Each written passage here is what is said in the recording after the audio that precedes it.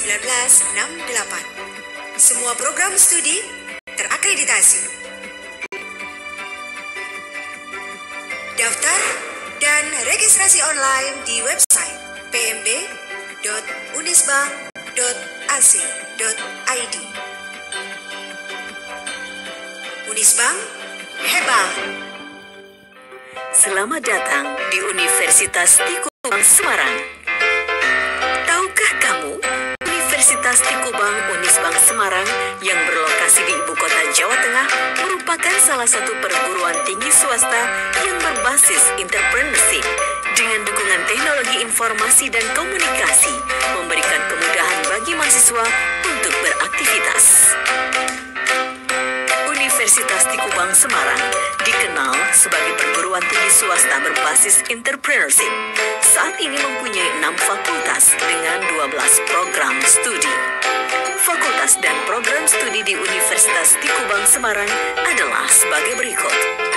Fakultas Teknologi Informasi dengan program studi S1 Sistem Informasi, S1 Teknik Informatika, D3 Manajemen Informatika.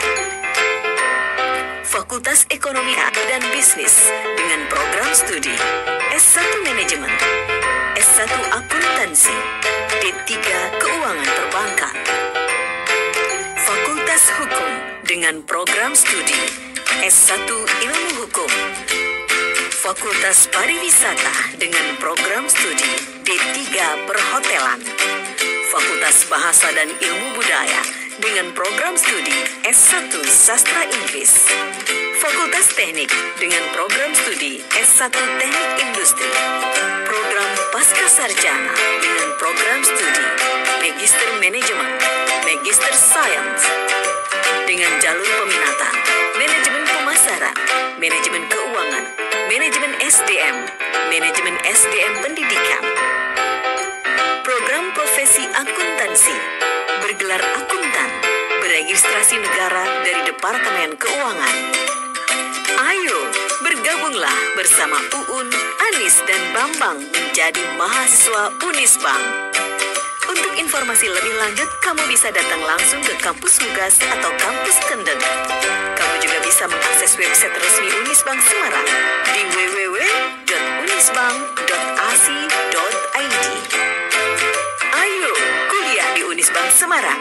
Langkah pasti jadi sarjana dan wirausaha. Universitas Tikubang Unisbank Semarang, Entrepreneurial IT Best University.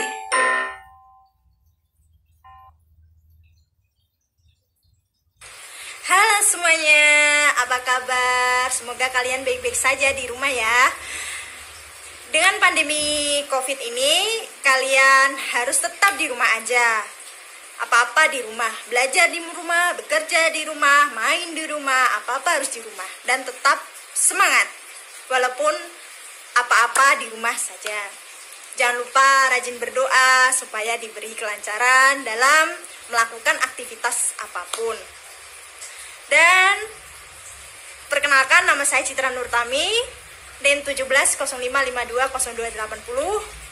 Saya dari Universitas Tikubang Semarang yang bertepatan di Kota Semarang. Yang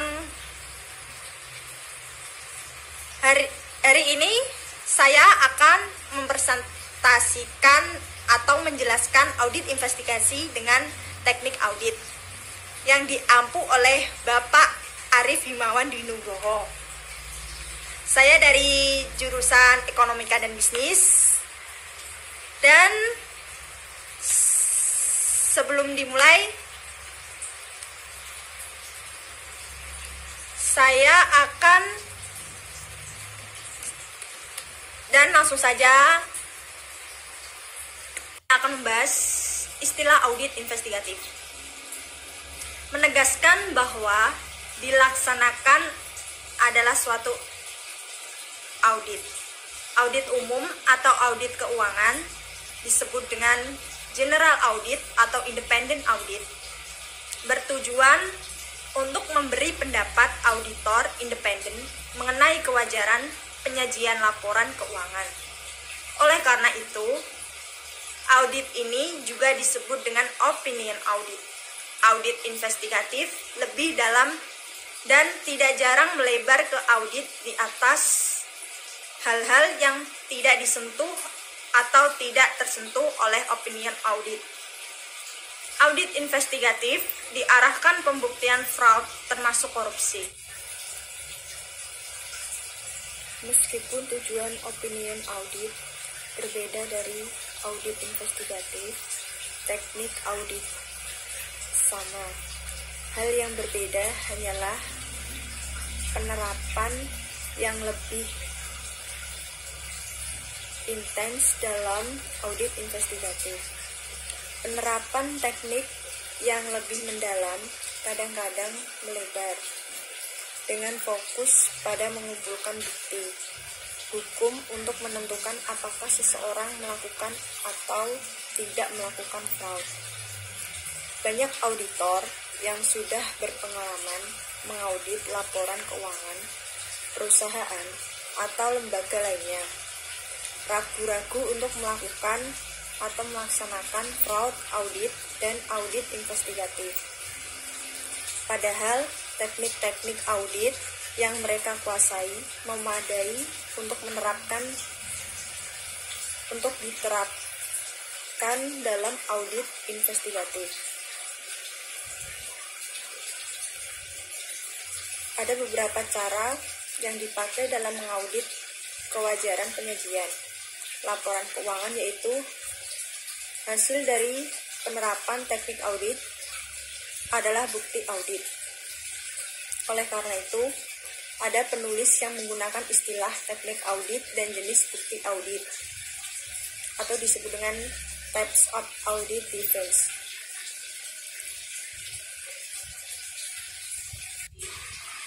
Selanjutnya, ada teknik audit. Teknik audit adalah cara-cara yang dipakai dalam mengaudit kewajaran penyajian laporan keuangan. Hasil dari penerapan teknik audit adalah bukti audit. Oleh karena itu, ada penulisan yang menggunakan istilah teknik audit dan jenis bukti audit, atau disebut dengan types of audit evidence. Kemudian, ada 7 teknik dengan jenis bukti audit dan dalam kata bahasa Inggrisnya. Yang pertama itu memeriksa fisik atau disebut dengan physical examination. Dan yang kedua meminta konfirmasi atau disebut dengan confirmation. Yang ketiga itu memeriksa dokumen atau disebut dengan documentation. Yang keempat review analytical yang disebut dengan analytic review. Yang kelima meminta informasi lisan atau disebut dengan inquiries of the audit. Yang keenam menghitung kembali atau disebut dengan performance. Yang terakhir, yang ketujuh, mengamati atau disebut dengan observation. Teknik-teknik audit itu diterapkan dalam audit umum. Maka bukti audit yang berhasil dihimpun akan mendukung pendapat auditor independen dalam audit investigatif. Teknik-teknik audit tersebut bersifat eksploratif, mencari wilayah garapan atau probing. Misalnya itu ada dalam review analytical maupun pendalaman. Misalnya itu konfirmasi dan dokumentasi. Teknik-teknik audit relatif sederhana untuk diterapkan dalam audit investigatif. Sederhana namun ampuh. Tema kesederhanaan dalam pemilihan teknik audit, termasuk audit investigatif, dikemukakan beberapa penulis pasca Sarbanes-Oxley.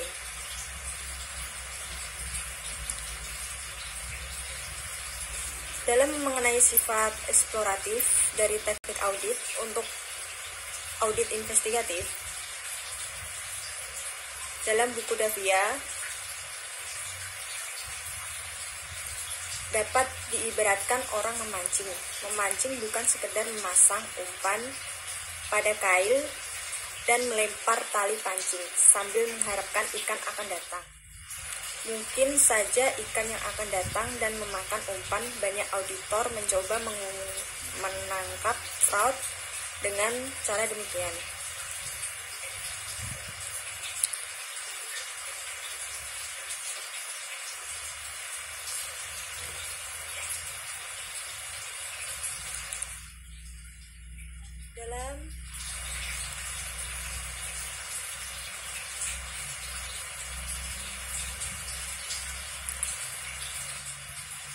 Selanjutnya itu ada kunci keberhasilan teknik audit investigatif,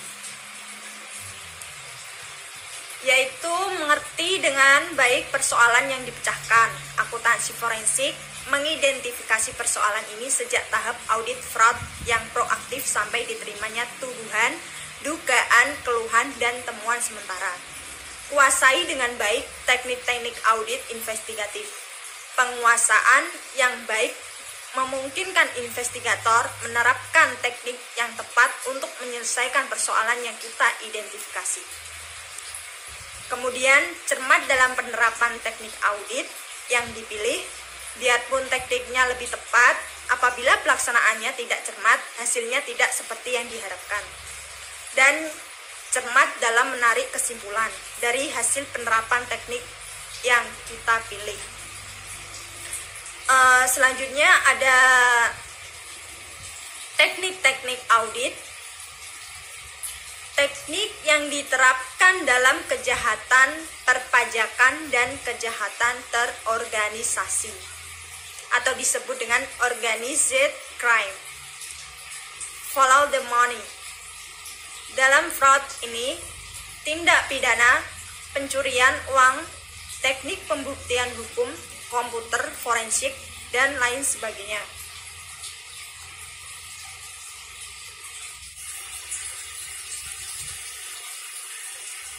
Dalam 7 teknik audit yang lazim dikenakan dalam audit atas laporan keuangan dengan aplikasi dan contoh-contoh audit investigatif menekankan akan diberikan pada review analytical.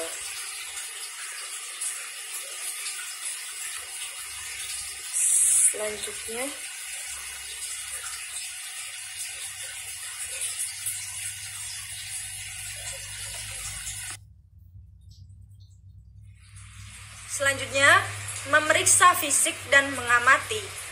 Memeriksa fisik atau disebut dengan physical examination lazimnya diartikan sebagai perhitungan uang tunai, baik dalam mata uang rupiah atau mata uang asing, kertas berharga, persediaan barang, aset tetap, dan barang berwujud atau disebut dengan tangible asset atau lain sebagainya.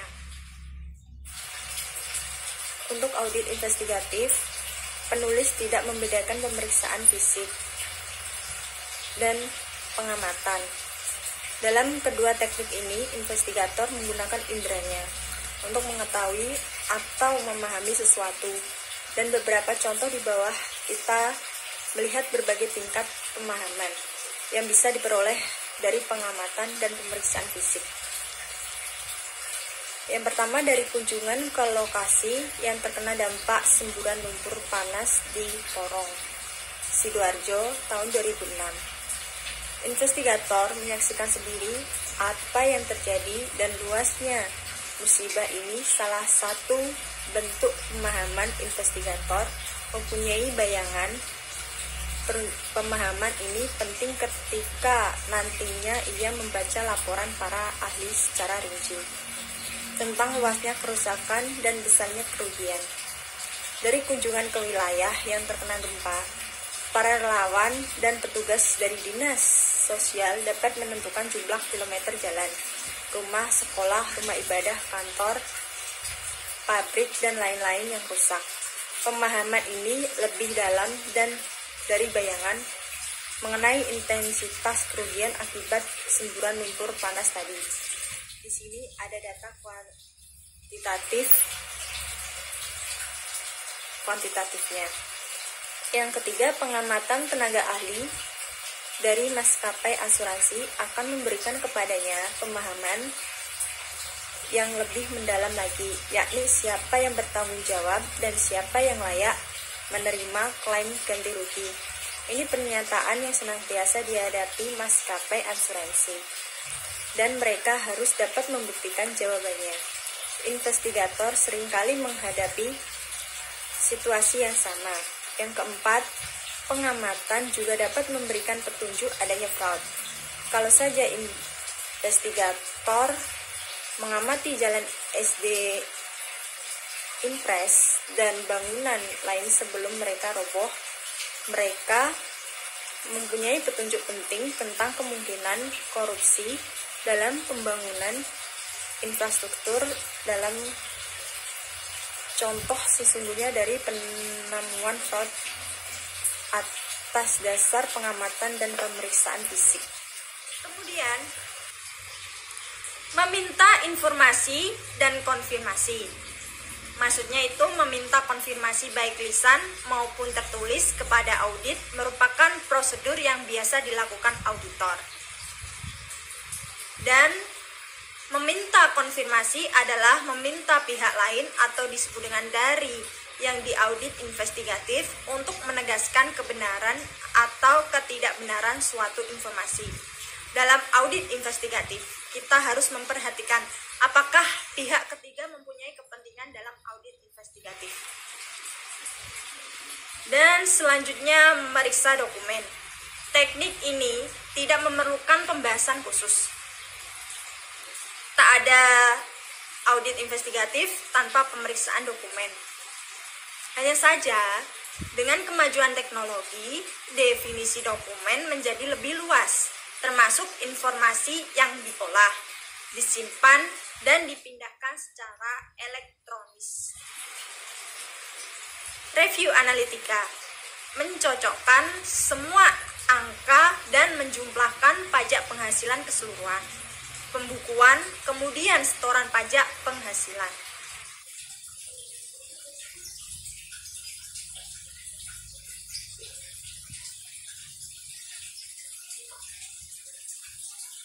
Pada dasarnya, seseorang investigator secara intuitif terobsesi dengan sesuatu yang agak tidak benar, sesuatu yang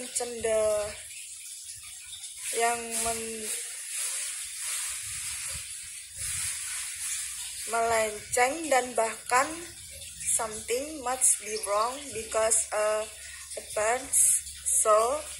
Oleh karena itu, ia memerlukan patokan atau benchmark untuk membandingkannya dengan apa yang dihadapinya. Patokan inilah yang dirumuskan Stringer atau Stewart sebagai result that may reasonably be expected.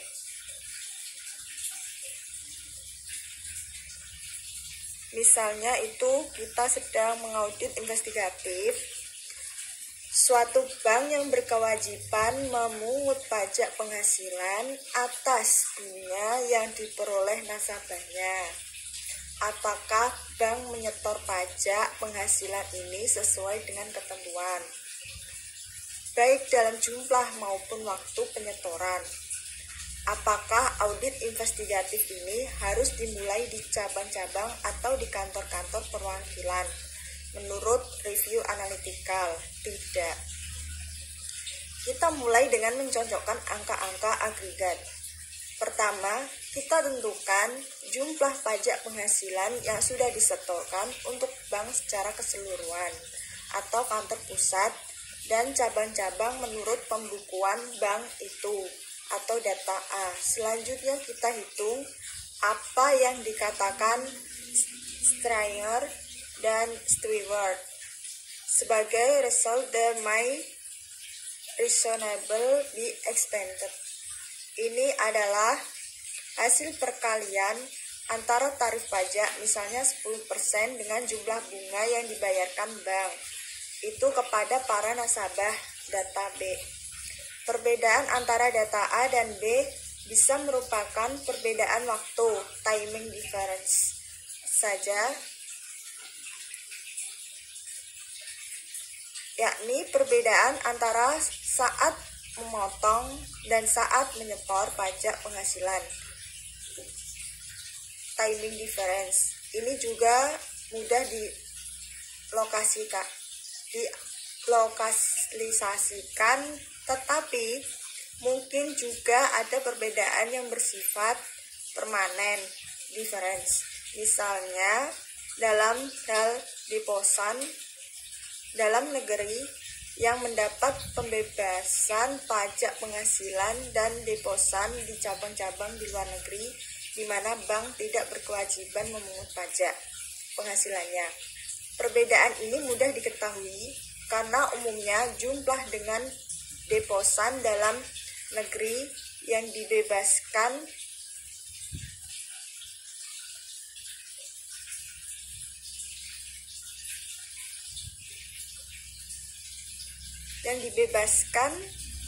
tidak banyak, sedangkan untuk deposan di cabang-cabang luar negeri kita dapat mengabaikan seluruh data bunga luar negeri atau bagian dari database mula.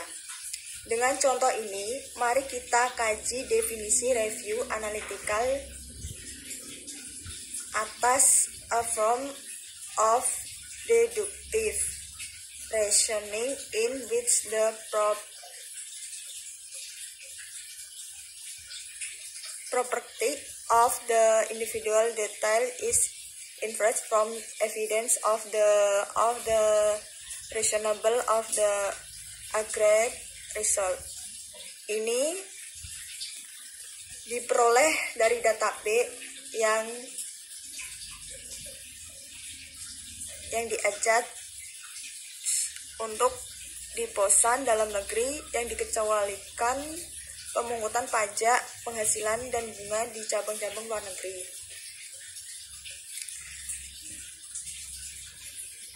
Di sisi kita membuat deduktif dari data agregat, data global, data menyeluruh yang dalam hal ini adalah data A dan data B. Deduksi ini berkesan dengan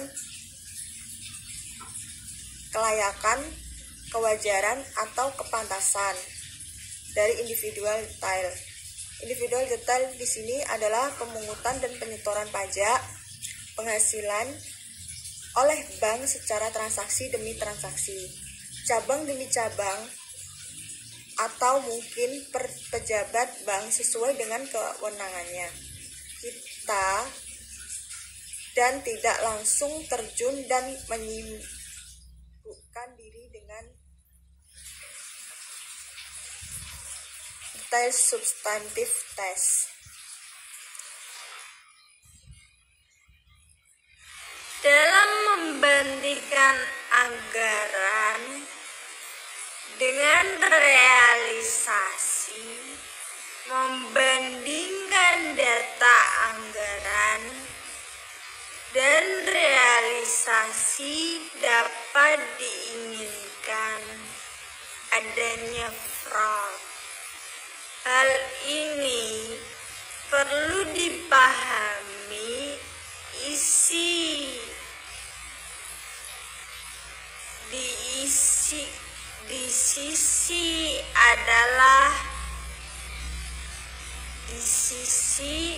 yang perlu dipahami di sisi adalah mekanisme pelaksanaan anggaran, evaluasi atas pelaksanaan anggaran dan insentif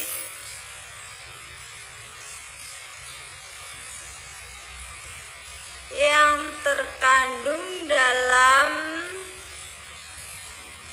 sistem anggaran.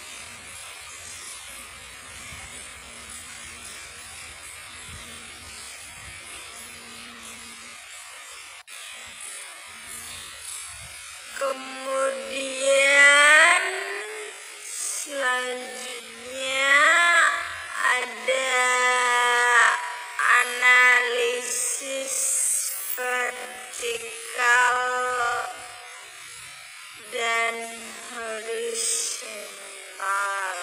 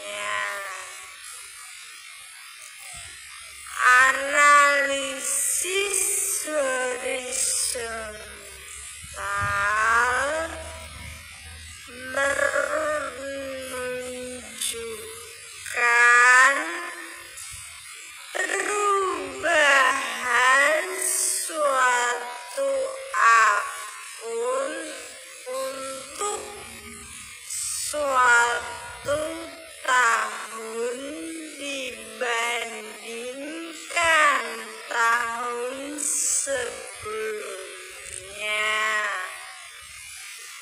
atau tahun berikutnya.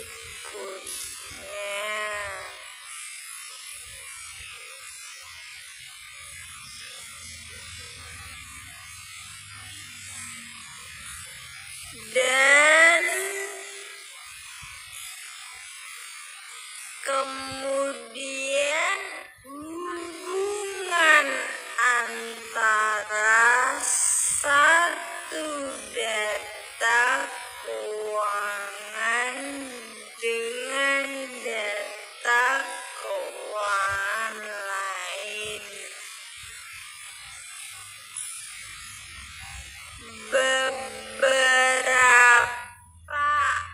akun baik dalam suatu maupun beberapa laporan keuangan bisa mempunyai keterkaitan yang dapat dimanfaatkan untuk review analitikal.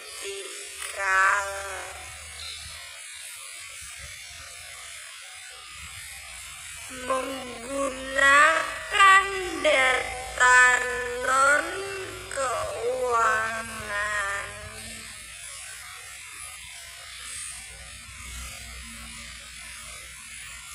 Contoh-contoh yang di atas menggunakan data keuangan.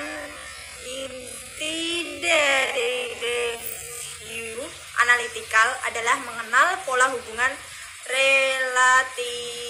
relationship pattern. Pola hubungan ini tidak mesti hanya antara 1-2 data keuangan dengan data keuangan lain. Pola hubungan non-keuangan pun bisa bermacam-macam bentuknya. Kemudian regresi atau analisis tren. Dengan data horizontal, dengan data historikal yang memadai, makin baik ceteris paribus. Review analitikal dapat mengungkapkan tren. Menggunakan indikator ekonomi makro. Ada hubungan antara besarnya pajak penghasilan yang diperoleh dalam suatu tahun depan indikator ekonomi, seperti inflasi, tingkat pengangguran, cadangan devisa, indikator ekonomi negara yang menjadi partner perdagangan Indonesia, harga minyak mentah dan komoditi lainnya, dan lain sebagainya. Menghitung kembali atau perform yang tidak lain dari mengecek kebenaran perhitungan kali bagi tambah dan kurang.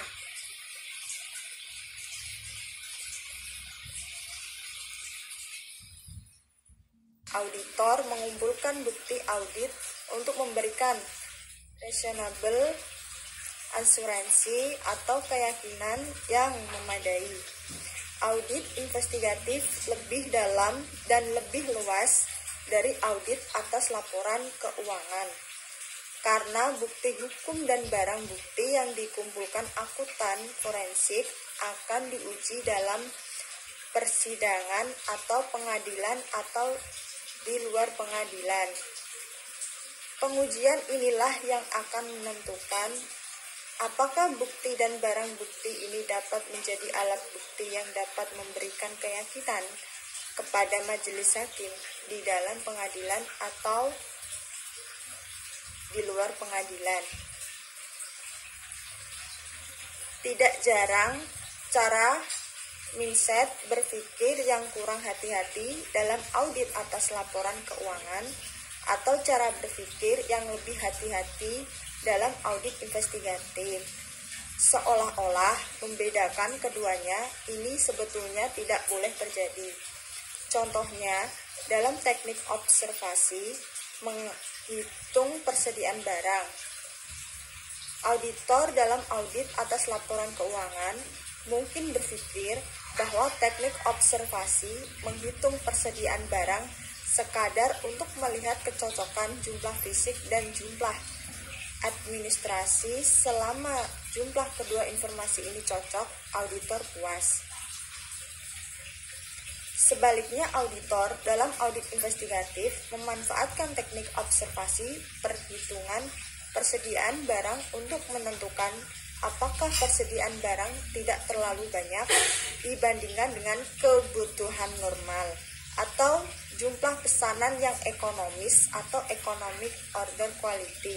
Ia melihat potensi fraud dalam pengadaan barang yang berlebihan. Cara berpikir auditor untuk audit atas laporan keuangan dalam contoh pengamatan penghitungan persediaan barang dan auditor dalam audit investigatif seharusnya sama. Dalam bab ini dibahas teknik audit investigatif yang memanfaatkan teknik-teknik audit yang sudah dikenal oleh auditor yang melakukan audit atas laporan keuangan. Perbedaannya hanyalah dalam tujuan dan lingkup. Dalam audit atas laporan keuangan, tujuannya adalah memberikan pendapat atau independent auditor's opinions mengenai kewajaran laporan keuangan sesuai dengan standar akuntansi keuangan. Hasil audit ini ditunjukkan oleh bentuk opini seperti unqualified opinion, qualified opinion, disclaimer of opinion, atau adverse opinion.